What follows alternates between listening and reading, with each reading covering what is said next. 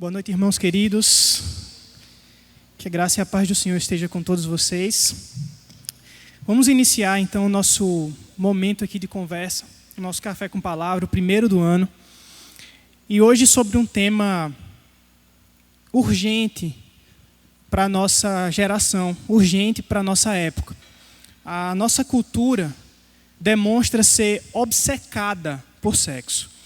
E apesar do feminismo lutar contra a objetificação da mulher, por um lado, por outro ele incentivou a liberação sexual e favoreceu a exposição do corpo como uma maneira de autoafirmação. E isso tem se manifestado em nossa cultura de diferentes maneiras.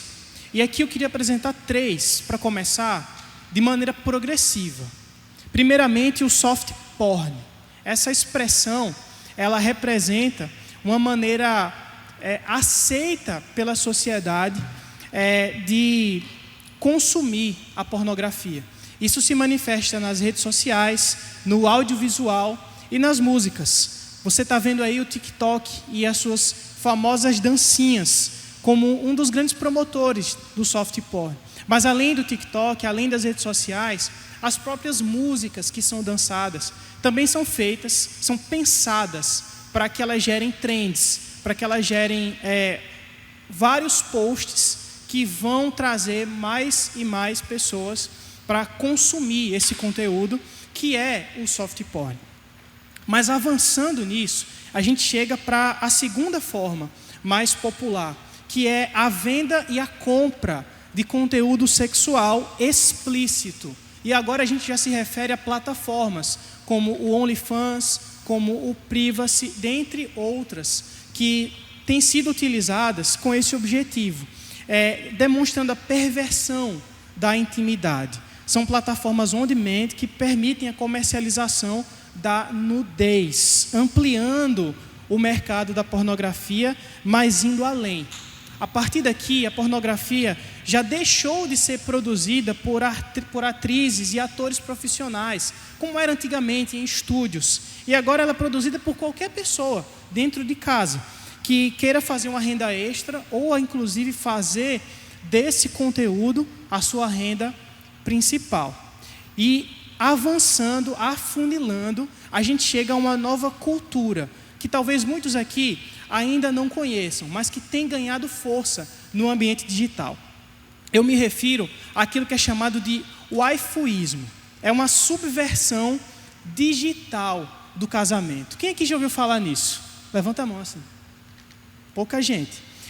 A partir do interesse de jovens pela cultura japonesa, os chamados otakus, surgiu então, há muito tempo, os mangás pornográficos, explicitamente pornográficos. Essa categoria de mangás é conhecida como hentai.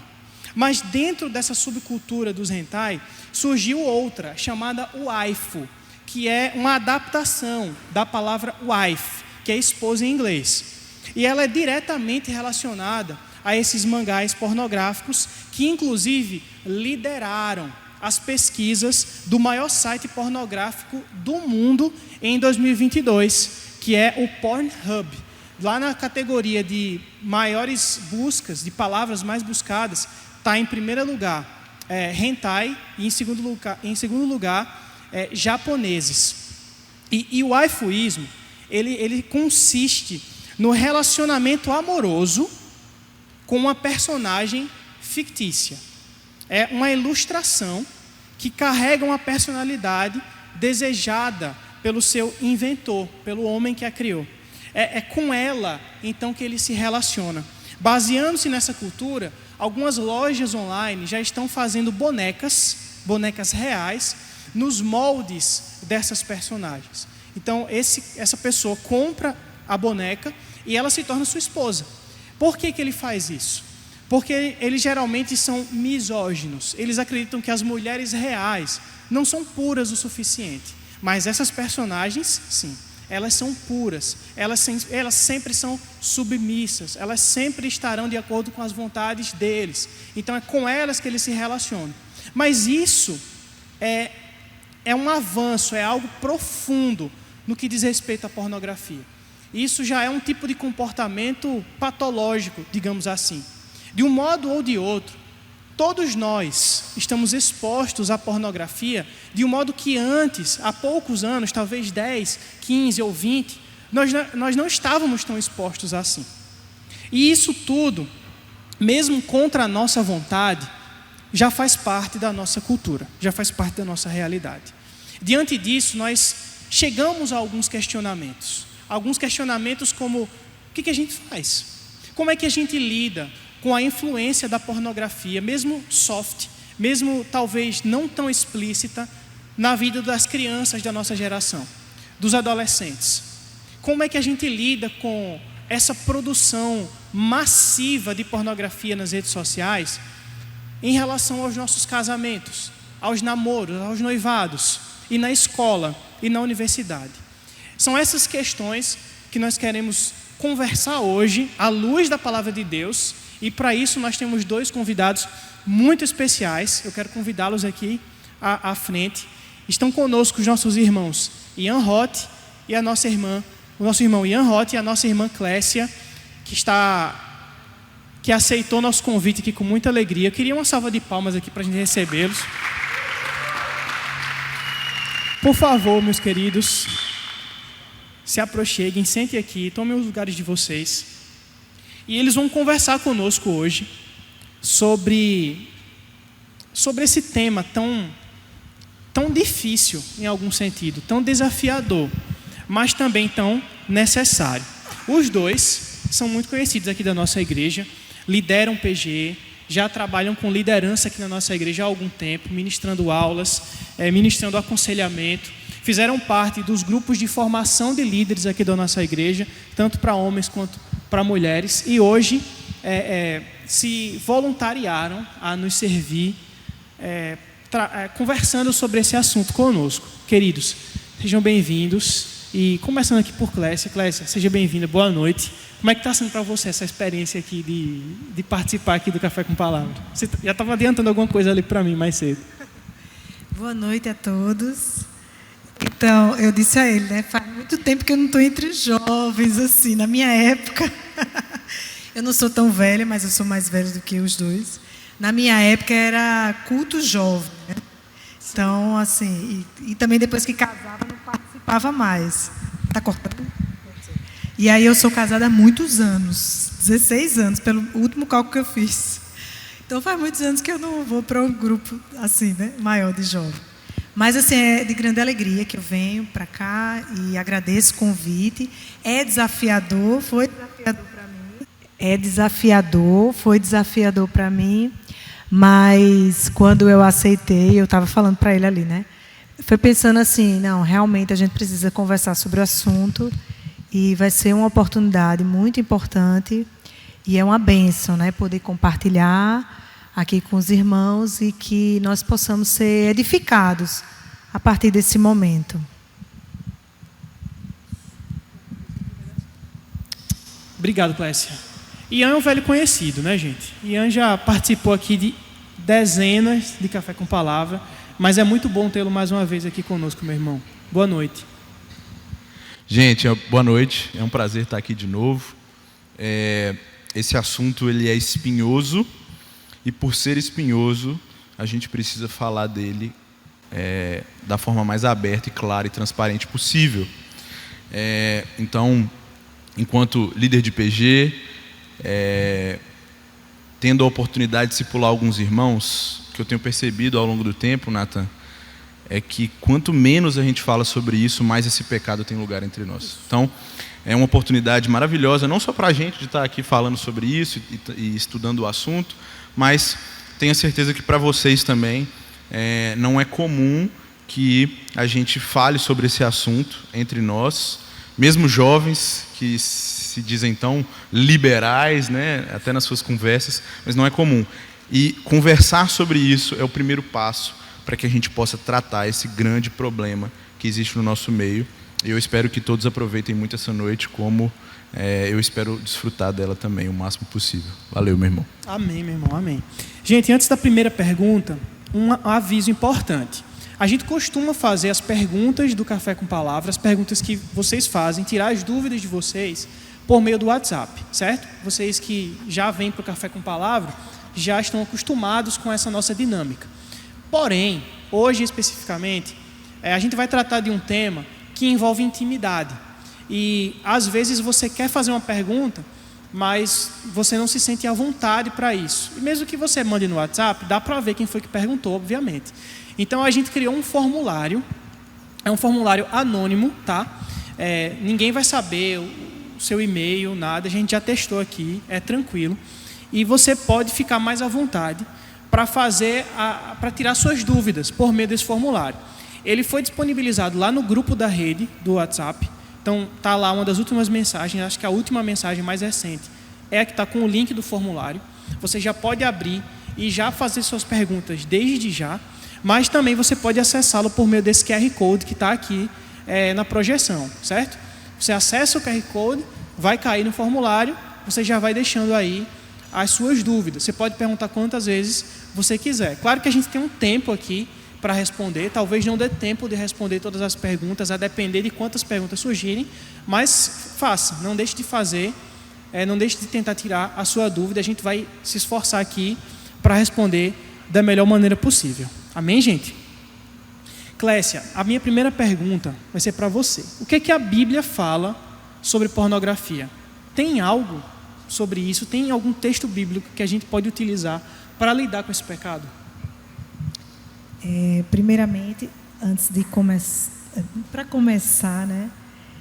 O pastor Tim Chester, no livro dele, Com Toda a Pureza, ele define pornografia como qualquer coisa a que recorremos com fins de excitação, satisfação ou fuga sexual, quer tenha sido criada para esse fim ou não.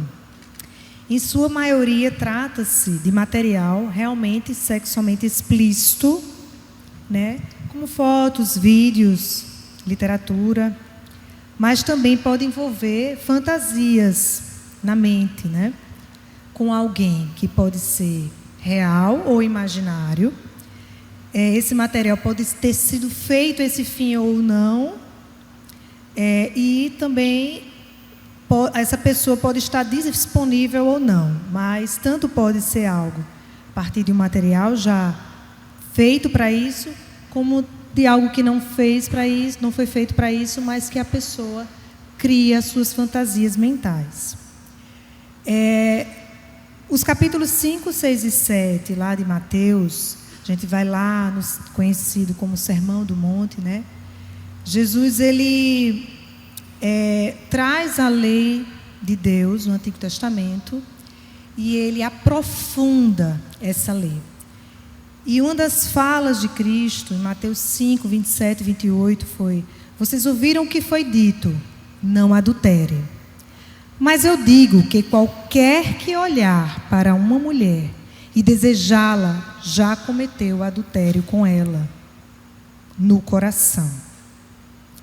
Jesus, ele não fica no ato externo, que obviamente eles já sabiam que seria pecado.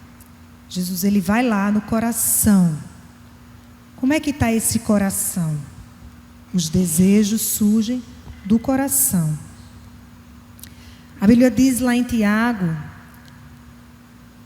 cada um, porém, é tentado pelo seu próprio desejo, sendo por este arrastado e seduzido.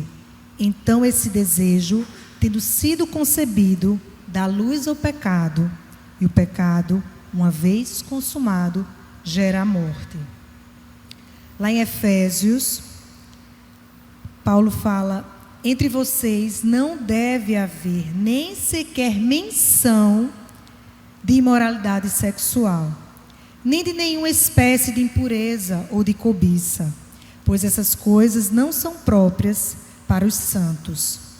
Não haja obscenidade, nem conversas tolas, nem piadas indecentes, que não são apropriadas, mas em vez disso, ações de graças, porque vocês podem estar certos de que nenhum imoral, ou impuro, ou ganancioso, que é idólatra, tem herança no reino de Cristo e de Deus. Ninguém os engane com palavras vazias, pois é por causa dessas coisas que a ira de Deus vem sobre os filhos da desobediência. Portanto, não se associe com eles. A palavra pornografia não aparece aqui, não é verdade? Mas, no Novo Testamento, a palavra grega, que se refere à imoralidade sexual, suas variações, parte da palavra porneia. Então, a gente vê esse termo, imoralidade sexual. E a imoralidade sexual é tudo aquilo que... toda a prática sexual que foge, que não está de acordo com o padrão estabelecido por Deus. Então, claramente, a gente vê que a pornografia, ela entra, né, na imoralidade sexual, e ela entra no pecado do adultério, quando Cristo fala do pecado do coração, porque é daí que surge a cobiça, a lascívia. E para Cristo, quando Cristo falou, já houve adultério. Então não precisou que o ato fosse concretizado. Já houve o pecado no seu coração.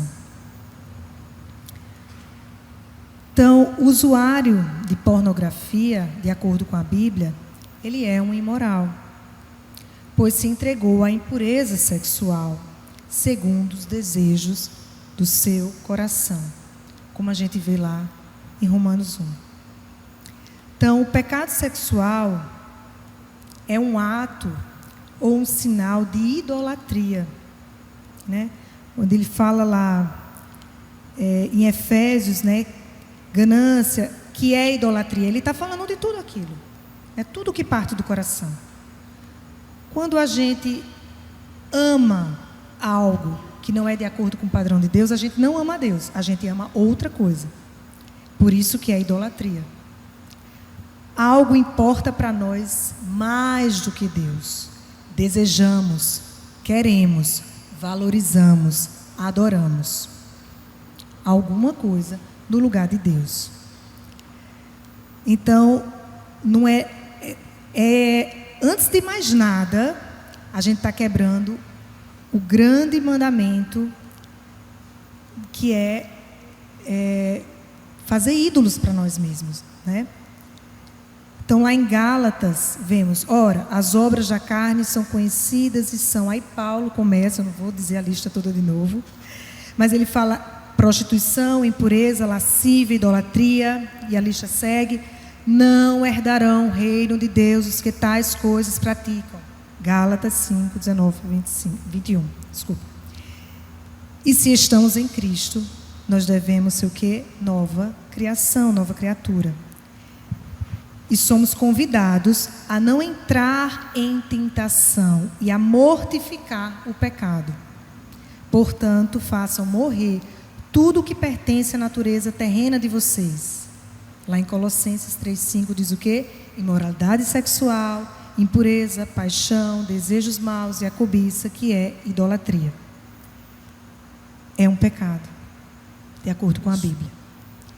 Então, precisamos estar atentos para que a gente não seja enganados, justificando o pecado das nossas vidas e caindo na desobediência, e a desobediência leva à morte. Quer acrescentar alguma coisa? E, inclusive, especificamente sobre a carta aos Efésios, a cidade de Éfeso, ela era conhecida pela prostituição cultual, né? Então era muito comum ver mulheres expondo seus corpos nas ruas mesmo. E alguns deles, até Paulo, quando fala, ele diz: alguns de vocês estavam nesses pecados e vocês foram libertos. Eles cometiam pecados como esse de prostituição cultural, e assim, era natural ser tentado a isso, né, também, diante disso. E tinha inclusive as escravas, que também eram obrigadas, isso, né? Até eu estava lendo... Pode falar, né? Pode falar. Estava lendo um material que é do livro de Nancy Pearce, que ela fala que algumas mártires daquela época foram escravas que não aceitaram, não se submeteram a ser escravas sexuais.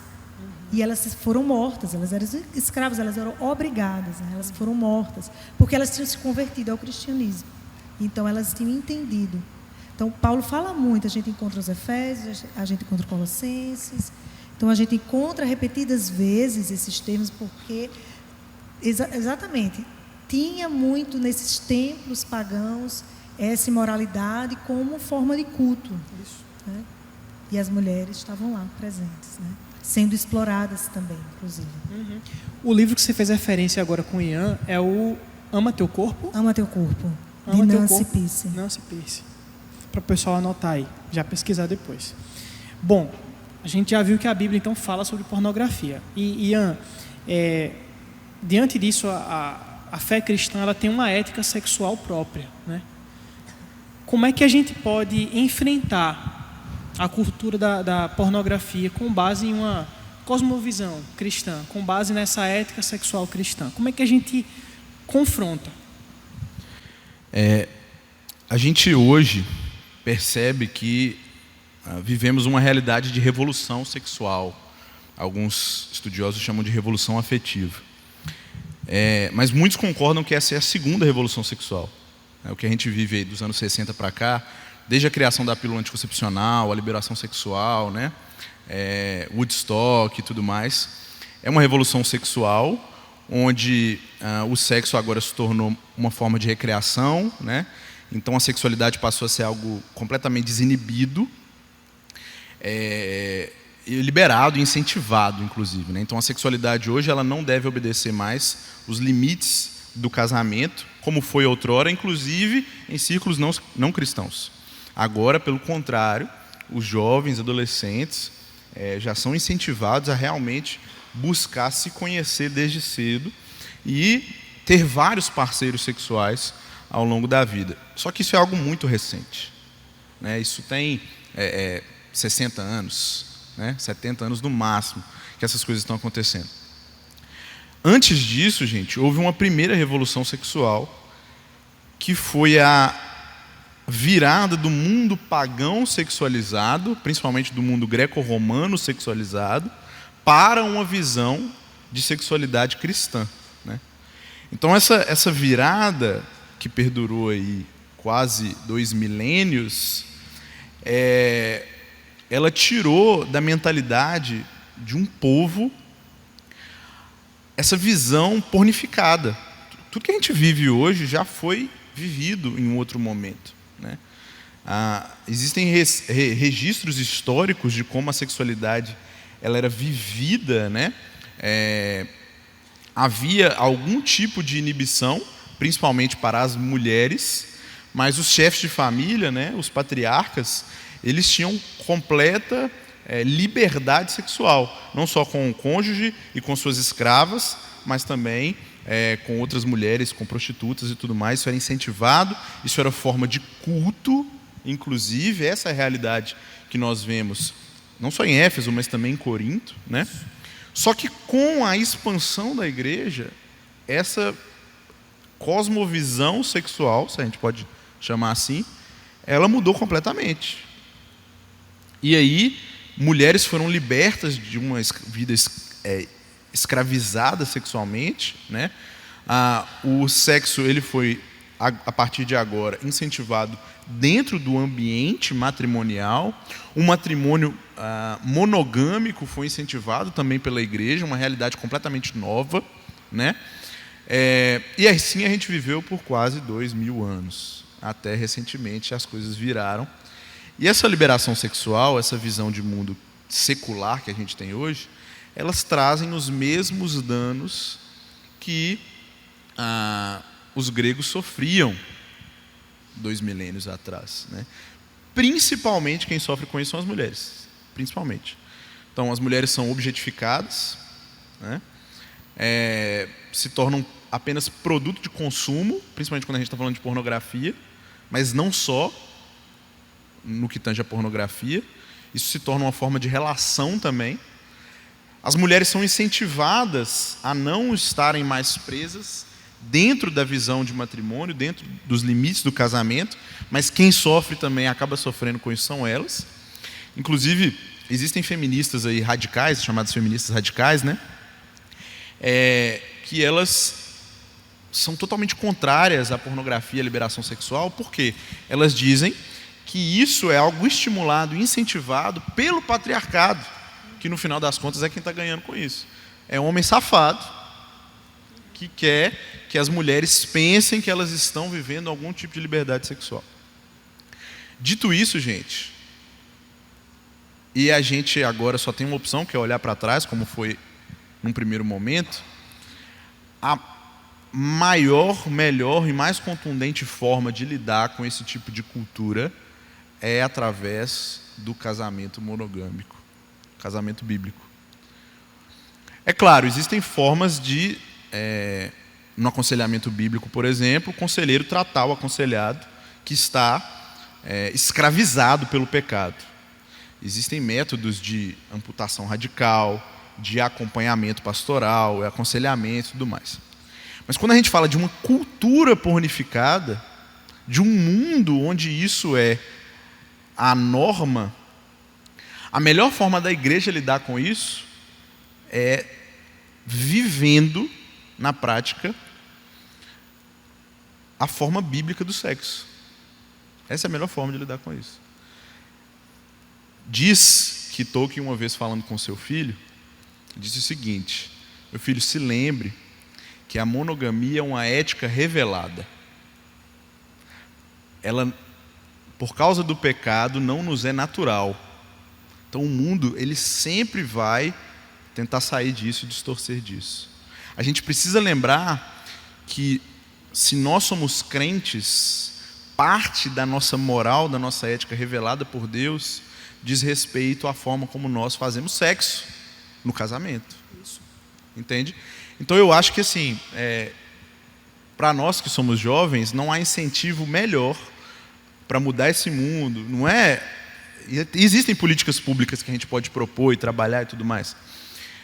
Mas essa não é a melhor coisa que nós podemos fazer. A melhor coisa que nós podemos fazer é nos casar e nos mantermos fiéis no nosso casamento.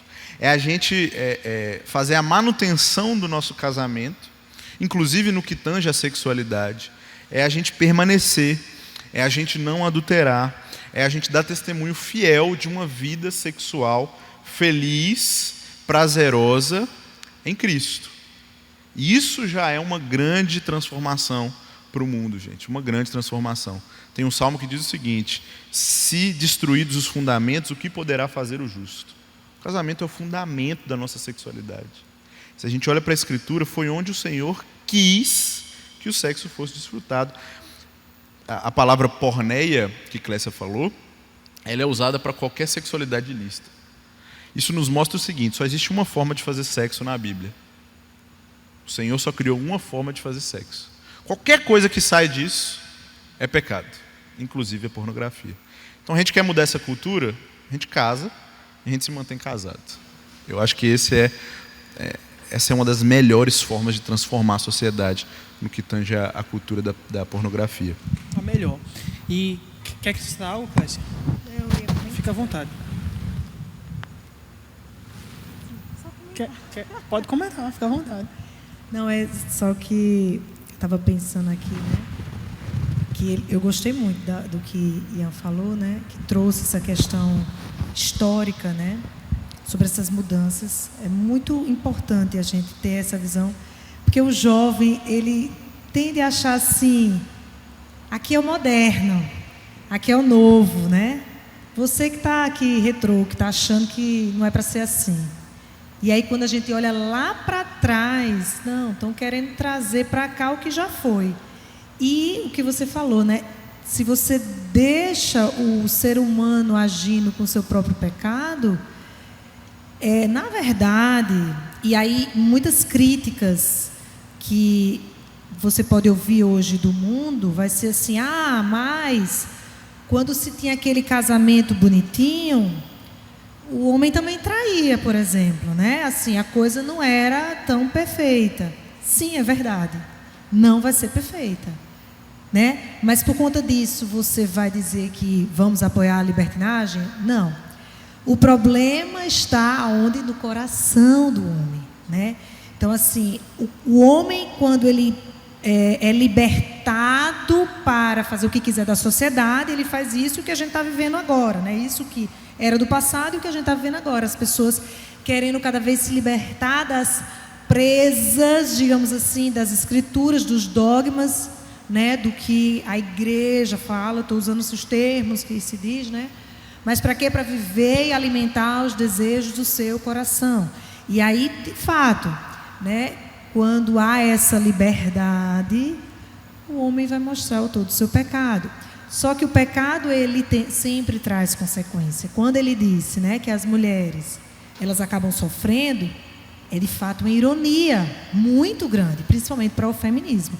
E que, de fato, tem muitas feministas que tentam levar essa bandeiras, mas há muitas feministas que ainda acham, não só porque acham, mas porque alimentar o pecado para um incrédulo é muito bom.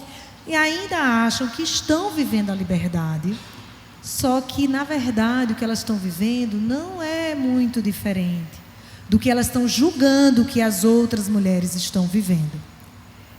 Eu posso falar assim, em caso assim, particular de pessoas que sem dizer Com não, certeza. Não é porque eu não sei. Estou tentando me sim. sentir à vontade. Sim, eu era muito próxima de uma feminista que era muito engraçada, porque eu encontrava com ela constantemente. E ela sempre se autoafirmava nessa questão das escolhas. Ela não era casada formalmente, ela só tinha se juntado com o cara, tal, e eu não sou presa a ele, tal. E a gente conversando, tinha liberdades e tal. Posso falar à vontade, né? Assim, Pode, eu gosto de falar. Porque eu planejei tudo Só aqui. não entregue, mas pode. Não vou dizer, a pessoa não tem nada a ver com aqui. E assim, eu só escutando, né? E ela, assim, com aquela coisa, assim, o povo que é muito careta, essas mulheres. Falam, olha, eu conheci uma mulher que ela estava sendo traída pelo marido. E isso, aquilo, outro. Tá vendo? A mulher fica se submetendo ao homem e tal. E eu só escutando. Até que chegou um dia, caso real, né? Só escutando a história dela, que ela, primeiramente, ela soltou para mim assim: Clécia, olha só, tem um carnaval, ele pediu para eu liberar ele, para ele beijar quem ele quiser. Aí assim eu pensei, tá bom, ele quer, só beijar, né? Ok, beleza. Aí eu, ixi, meu Deus do céu, ela está pensando que é só beijar, mas vamos ver, né? Vamos lá. Certo. Passou-se, ela outro dia chegou para mim e disse, mulher, ele dormiu com uma amiga minha. E ela me contou. Beleza, vou deixar ele. E eu só pensando assim, o discurso da feminista, né? E ela vivendo tudo que ela dizia que não ia submeter. Aí eu disse, mulher, faz o seguinte, eu sei que tu já foi para a igreja um dia, lê a Bíblia e tal. Aí lá, beleza. Chega um certo dia, ela disse, mulher, eu não consigo ficar sem ele. Tu acredita? Assim, nesse meu momento que eu estou passando, questões emocionais, eu estou muito dependente dele ainda. Então, assim, não dá para mim deixar ele. As feras então, eu vou também permitir. Amam, né? Eu vou ter que aceitar e eu vou ter que ficar. E eu assim, fiquei assim, gente, eu fiquei assim olhando para ela, eu disse, não é ela, não é só ela. Esse é o discurso. É o discurso de que eu não vou me prender a ninguém, vou viver minha liberdade, mas essa pessoa, ela vai sofrer. Porque ela não tem o principal. Ela precisa ter alguém que seja realmente significativo para ela. E aí esse alguém nem é o marido às vezes. É só Deus. Sabe? Porque eu penso assim, eu gostei muito do que Ian falou. E a gente pensa assim, a gente tem o casamento, mas o casamento não é ainda a redenção. A gente precisa lembrar disso, porque vai ter pessoas que vão ser solteiras. Ou anos, ou o resto da sua vida. E aí a gente precisa lembrar que nas Escrituras a redenção está em Cristo. Então assim, possa ser que uma mulher piedosa, ela case com alguém que ela achava que era piedoso e às vezes não, por algum motivo, o marido não era crente realmente, mas enfim. aconteceu um grande sofrimento e ela se viu só. E aí, não, a solução vai ser ela casar novamente? A solução é ela olhar para Cristo. A solução é olhar para Cristo. Então, assim, eu não sei se eu fugi do tema, mas assim, eu queria compartilhar isso, porque assim, não adianta, gente, não adianta. A gente realmente é muito atraído com a cosmovisão do mundo. Gente, todos nós somos. Porque a gente assiste, e aí tem a ver com essa, eu acho que agora eu voltei para o tema. A gente assiste os filmes, as novelas, os seriados, e as histórias românticas, e aí eu vou para o mundo das mulheres. A história romântica... Boa que você já está respondendo a pergunta que eu ia fazer. Muito bom. Eu ia fazer? Exatamente. Eu vou já falar. Não, mas é isso aí. Eu ia perguntar como é que homens e mulheres encaram a pornografia. Não, mas eu vou falar mais outras coisas. Mas eu vou Tá falar. bom, tá certo. Eu vou falar somente em relação a essa questão, né? Das questões... Peraí, deixa eu só organizar aqui para eu estar pronta para a próxima. Mas, então, o que acontece? A gente assiste os filmes, os seriados, e a gente cria expectativas. Sempre. As expectativas que a gente cria, né? E aí é o que? Amores proibidos, né? Ou então, antigamente, até um tempo atrás, era o garanhão que a mulher, quando conquistava, pronto, mudava. E o homem mudava. Se convertia? Não se convertia não. Mas ele mudava completamente. Aí agora as histórias não são mais assim. Eu tenho observado, né? Esses filmes bem porcaria assim, mas eu tenho observado. Aí a história não é assim. Aí começou a ser, a mulher, ela também é bem promíscua. Mas aí ela encontra um promíscuo e dá certo. Por quê? Não, porque foi amor. O amor é a solução. Então encontrou o amor, ok. Não ok. Não é ok. É mentira. Então a gente é ensinado dia após dia, ao assistir as novelas, assistir as histórias, a ler livros, até mesmo só de romance. Principalmente cada vez mais moderno a gente lê. E a gente cria essas ideias na nossa cabeça. A gente cria essa fantasia de que vai ter uma pessoa que vai fazer, que vai ser diferente, que mesmo que ela tenha vivido a vida mais promíscua, agora vai. E aí, é redenção o casamento? Vai mudar? É porque ele ama você que vai mudar? É porque você ama? É porque é uma coisa diferente, um negócio que sente? Não é. É simplesmente engano. E a gente precisa estar com os olhos bem atentos. A gente vai ver isso sempre. E a gente precisa saber lidar com isso, né? Então, porque não dá para a gente virar ascetista de novo, né? Não vou assistir mais nada. Sim. Porque está difícil, né?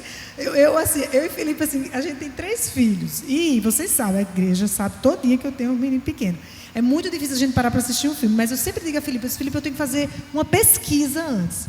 Para eu não botar filme que eu fico com raiva. Para não perder tempo, né? Para não perder tempo. E aí, quando termina, eu e Felipe, é impressionante. A gente começa a fazer uma análise do filme, da cosmovisão do filme.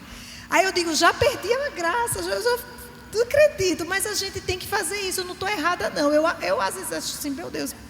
Mas quando a gente fica atento à cosmovisão do mundo, né? A Nancy Peace, ela tem um livro chamado A Verdade Absoluta, maravilhoso, aquele livro sobre cosmovisão. E ela fazia isso com o filho pequeno dela. Ó, filho, tá vendo esse desenho? Tá vendo que assistir? Você tá percebendo? Tá meio estranho isso, né? Ó, anteninhas em alerta. Ela falava assim. E aí, é assim que a gente tem que viver. Porque a gente vive num mundo, as histórias vão ter redenções que não é correto, né? E fora as outras coisas. Então, eu vou entrar... Pode fazer a pergunta para oficializar a minha fala? Não, antes de fazer essa pergunta... eu ia comentar uma coisa. Quando vocês estavam falando aí sobre como a gente se relaciona com essa exposição. Quando a gente chegou, e Clécia falou aqui agora também, assim que ela se apresentou, ela disse, faz muito tempo que eu não estou no meio dos jovens. E eu disse, Clécia, eu disse a ela ali, nem todo mundo que é tão jovem assim não, aqui nós. E... se vocês prestarem atenção, as propagandas de cerveja mudaram. Algum tempo atrás, não há tanto tempo, mas alguns aqui com certeza eram impactados pelos cartazes e pelos comerciais na TV de propaganda de cerveja. E era clichê, né? eram sempre na praia, sempre mulheres com roupa de banho, sempre. E mudou completamente, né? E isso já é uma influência do que Ian falou até, dessa cosmovisão feminista radical, digamos assim, que trouxe esse benefício, inclusive, de, bom, isso aqui está usando o corpo da mulher como objeto. Não, a gente não pode aceitar isso. E aí as propagandas de cerveja hoje, elas têm um outro tom, é um tom de festa, é um tom de... Enfim, são outros tons, não tem mais essa questão do corpo da mulher como objeto. Por outro lado, se você abrir o Instagram, você vai ver as mesmas fotos que você via na revista VIP, ali nos anos 90, no começo dos anos 2000. Revista VIP, revista Trip, revista Contigo, as moças de biquíni ali na foto. E eu me lembro, eu era criança, pré-adolescente, ali adolescente, passar numa banca de revista e ver uma capa como essa, era algo impactante, era algo forte, assim, caraca, sabe? Mas hoje está no Instagram. Um menino hoje que tem 12 anos, quando eu tinha 12 anos, eu ficava impactado com a banca de revista. O menino hoje abre o Instagram, ele vai ver as mesmas coisas que eu via, mas numa quantidade infinitamente maior, porque hoje está todo mundo fazendo isso, né? E a pergunta diante disso que eu queria fazer para você, Clécia, é como é que homens e mulheres encaram a pornografia? As mulheres encaram de um modo diferente que os homens encaram? Eu organizei um pouco diferente da minha resposta, mas você falou sobre Instagram, né? E eu quero falar sobre isso. Eu não tinha planejado necessariamente falar. Mas aí tem a ver com a pergunta. Eu não tinha pensado que teria, mas enfim, tem. Então, quando a gente fala de pornografia, parece uma coisa muito forte, né? Mas, realmente, você falou agora sobre rede social. Eu estou fora da rede social. Inclusive, Você é low profile. Você não está lá. Como eu sou o quê? Low profile. Né, Laís? Tenho uma identidade nova, né? Eu não sabia. As pessoas que não usam redes sociais, elas são chamadas de low profile. Eu tô certo, o futuro. É isso mesmo? Eu estou no futuro. É o futuro. Não vai ter rede social. Não, tá todo mundo ficando assim, cansado. Gente, cansa. Foi a pandemia, me cansou e aí eu nunca mais quis voltar. Estou muito feliz. Eu até pensei que ia voltar, não dá. Mas assim, então, a rede social eu não tenho visto mais, mas eu sei, né? E na minha época. E assim, posso confessar pecado na frente das pessoas? Pode. Vou confessar pecado. Pois é, gente. Então, infelizmente, e aí o mundo das mulheres, eu não tinha planejado falar isso, tá? Mas o mundo das mulheres, a gente se permite, né, mostrar mais do que é necessário, às vezes, na rede social, né? Eu não queria aqui que ninguém olhasse para outra pessoa, mas olhasse para si. Porque, assim, eu já olhei para outra pessoa e achei assim, aquela foto é demais, mas a foto que eu vou tirar aqui, ou que eu vou postar, não é tão demais assim. Porque eu não estou naquela pose, eu não estou daquele jeito, o problema é o comentário. Comentário é o quê? É o texto, né? O texto, né? A legenda. A legenda, gente, eu até esqueci. É a legenda. E eu cauterizei a minha mente. E sim, eu pequei gravemente no Instagram, já. Hoje eu não tenho, mas não foi por isso que eu saí não, tá, gente? Mas eu digo assim, mas eu sei que é o que as pessoas têm feito. Mulheres casadas, mulheres mais velhas, mulheres mais novas, mulheres da igreja, a mulher que posta a Bíblia de um lado e uma foto com menos roupa, eu vou dizer assim, do outro lado. E porque é uma grande tentação para as mulheres. Eu vou falar assim, de forma pessoal, tá? É uma tentação porque a gente se conforma com o pecado do outro, a gente tolera, e a gente começa a se justificar que a gente não vai fazer aquilo, mas vai fazer um pouco menor. E também a gente vai alimentando a cosmovisão do mundo, e a gente, de certa maneira, quer se autoafirmar que a gente é bonita também. Não é só aquela mulher da outra foto, não. A gente quer. Pode ter marido, pode ter, mas a gente quer. E a gente cai, escorrega e envergonha. Até que um dia eu olhei para o meu Instagram e assim, Deus já tinha aberto muito meus olhos. E algumas fotos eram fotos que estavam lá, que fica, né? A gente já esqueceu o que tem. Aí eu decidi fazer uma avaliação, porque, não sei, eu acho que eu vi que alguém que via, né? Que alguém tinha talvez stalkeado, sei lá o nome que você chama, né? Essa coisa. É isso aí. Aí você falei, acertou. Uhul, tô na juventude. Então, e aí até porque, enfim, as pessoas comentam, né? Eu fiz isso, né? Tal. Aí eu disse, eu vou dar uma olhada no meu Instagram. Eu disse, caramba, essa foto está aqui ainda, misericórdia. Senhor, o povo da igreja, quando vai olhar, pelo amor de Deus, que vergonha. Só que, gente, Deus já viu o seu coração. Eu estava totalmente errada, né? Então, assim, isso é um lado que eu nem ia falar, mas eu acho que é importantíssimo a gente falar, né? A gente precisa estar muito atento. E outra que e às vezes acontece, que às vezes a gente não está tão bem no corpo e julga a irmã. Mas quando a gente está melhor ou se sentindo bem, enfim, a gente diz assim, tem problema, né? Agora tem. Como assim? Né? Não tem problema com o corpo assim ou com o corpo assado. Tem problema com o corpo assim ou com o corpo assado. Então, o problema está no nosso coração de achar que ok, né? Mas não está. A gente está se expondo e a gente não sabe se as nossas fotos estão sendo usadas de forma realmente, completamente pornográfica. A gente nem sabe, né? Que pode ser, né? E fora que realmente são... Provavelmente. Inclusive, você está minando o seu coração. Você está tolerando coisas. Homens vão curtir essa foto. Vão fazer comentários. E você pode estar gerando uma defraudação, por exemplo, né? Então, relações de uma certa amizade, mas que, na verdade...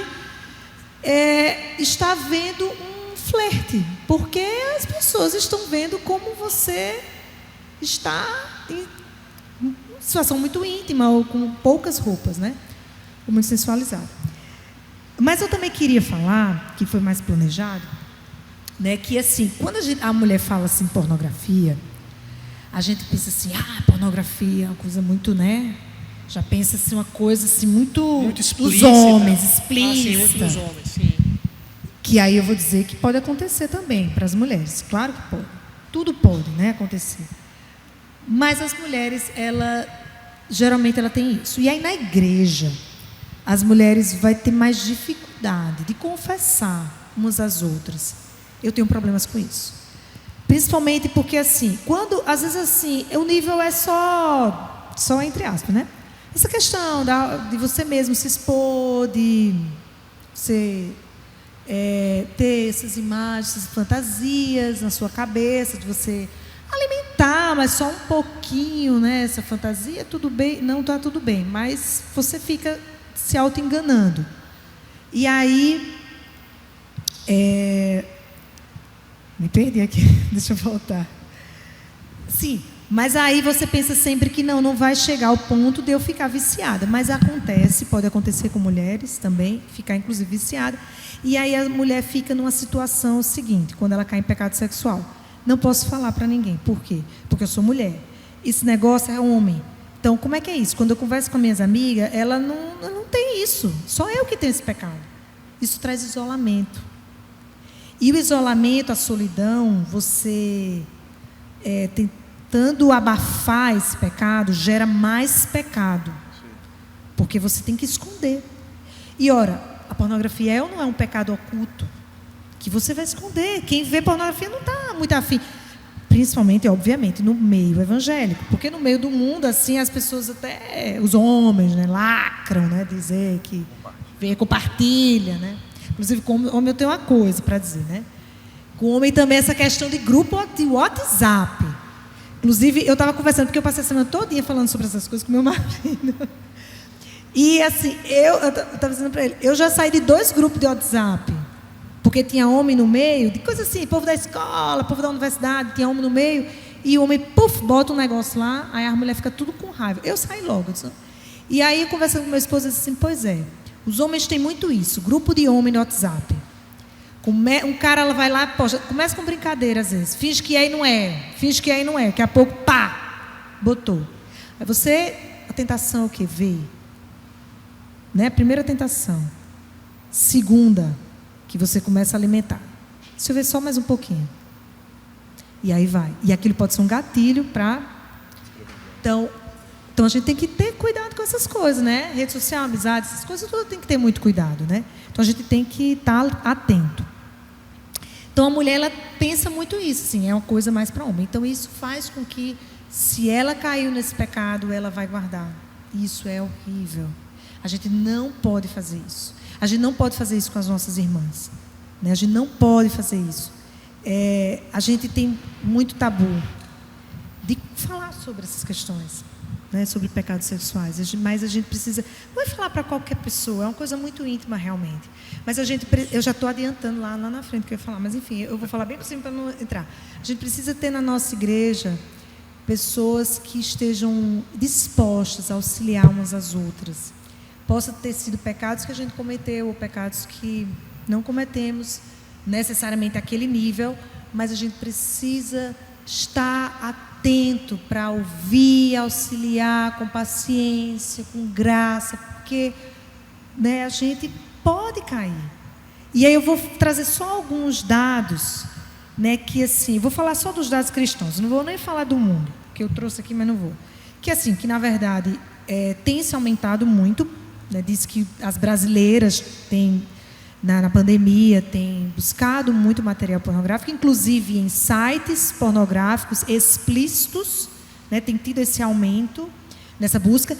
E hoje já existe uma pornografia para mulheres. Eu não estou falando dessas que eu tinha falado anteriormente, de pornografia explícita para mulheres, né? Há uma procura, mais especialmente de muitas mulheres, por pornografias, vídeos, né? Filmagens, né? De sexo lésbico, algumas por atração mesmo, outras porque acham que o conteúdo é um pouco diferente do sexo, da pornografia, né, entre homem e mulher, que tem mais violência, ou mais objetificação, né, da mulher. Inclusive, Clécia, a gente colocou um slide aqui no início do ranking de termos mais buscados no Pornhub, que é o principal portal de pornografia do mundo, e nas categorias, ali foi termos procurados. Mas se você quiser ver depois, isso aí é os termos mais buscados. Mas você pode ver, isso aí está livre na internet. Esse levantamento é deles mesmos e eles divulgam isso livremente.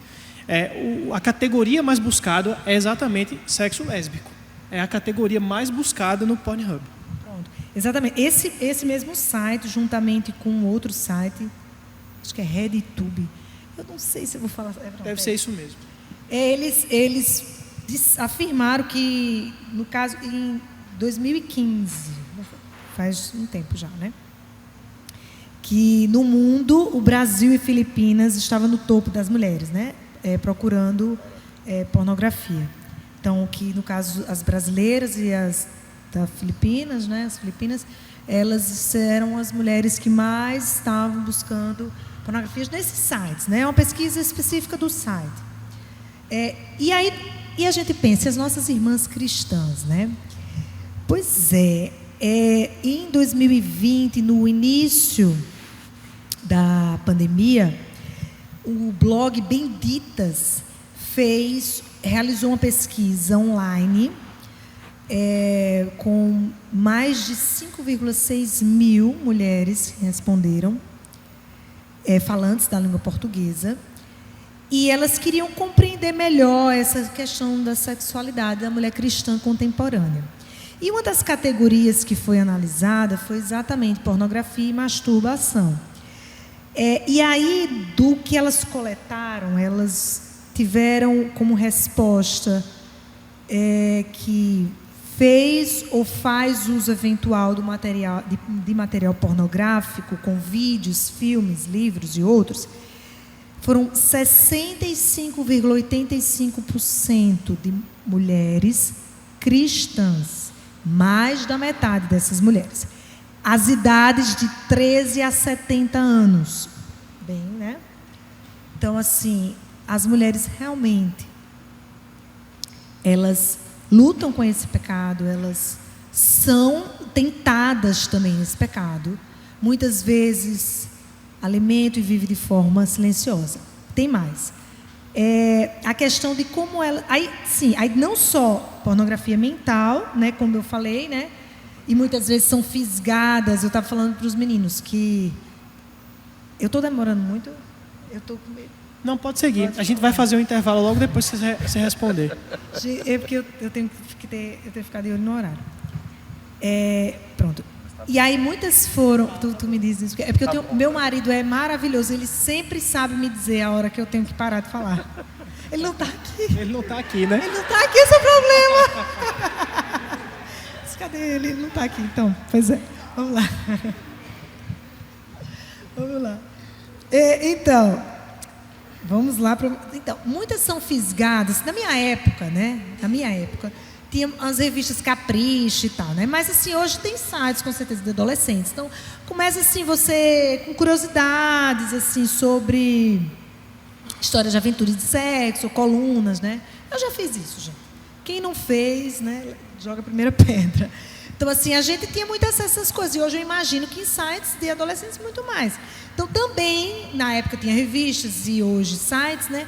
Que vai falar para a mulher como é que ela atrai atrai, né? Não é atrai, não.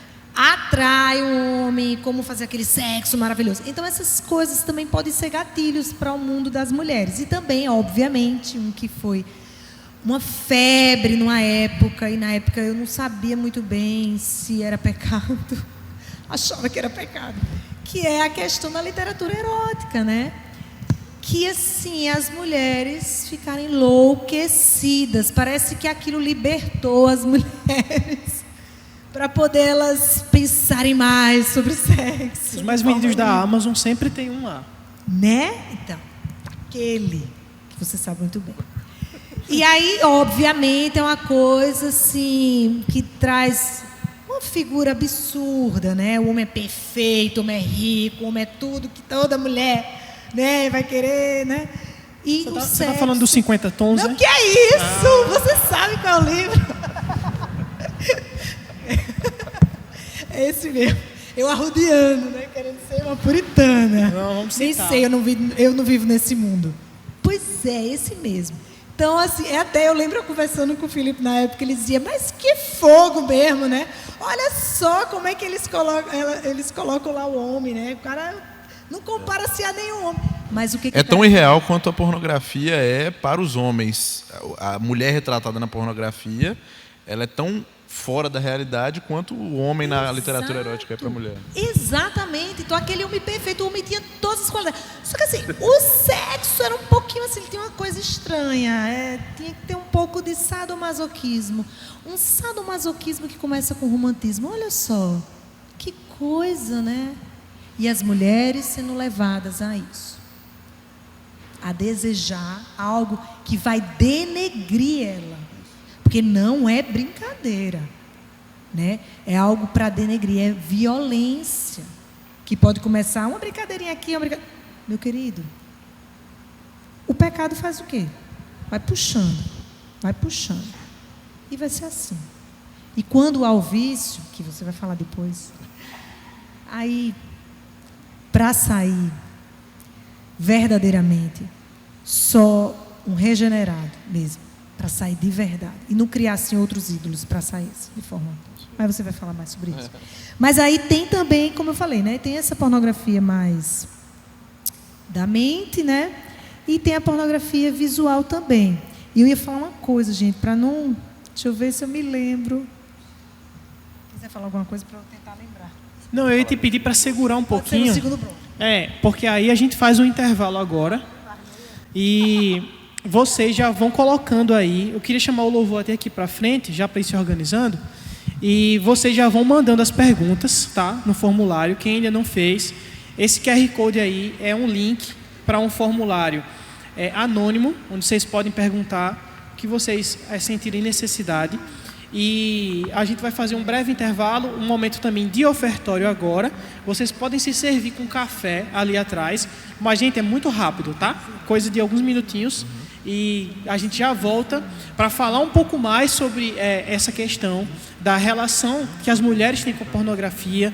A gente vai falar sobre se a pornografia é um vício, pecado, patologia, essas questões, e sobre como é que a gente pode utilizar ferramentas práticas para combater. Tá bom, gente?